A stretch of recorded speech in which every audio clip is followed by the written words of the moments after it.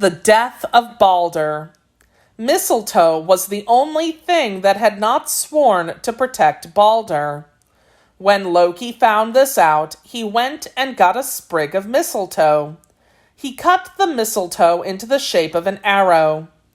Then he went to find Balder. He found Balder and the other gods playing their favorite game.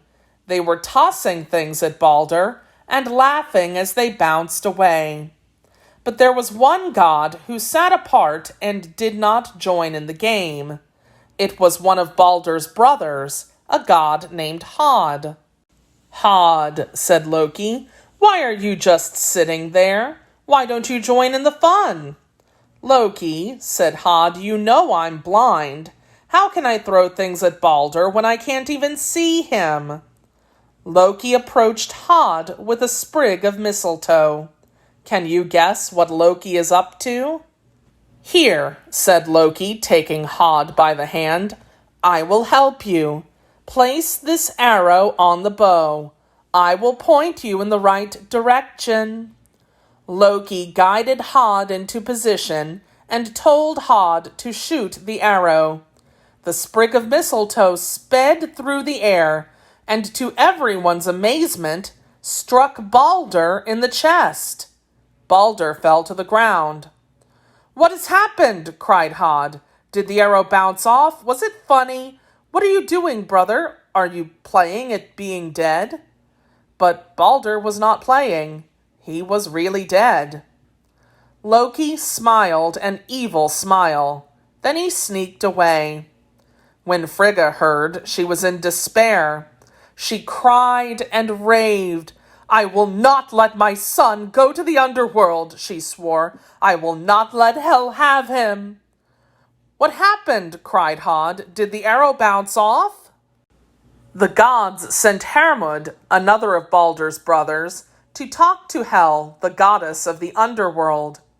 Odin loaned Hermod his 8-legged steed, Sleipnir. Hermod rode to the underworld. Hel said that the gods could have Balder back, but only if every living thing in the world mourned for him. Hermod mounted Sleipnir and rode back to tell the gods. Odin sent word. All things were to mourn for Balder. Throughout all the halls of Asgard, the gods mourned for Balder. Tyr went to Valhalla, where the bravest men from Earth feasted, waited upon by the Valkyries. "Warriors," Tyr called, "Valkyries, hear me.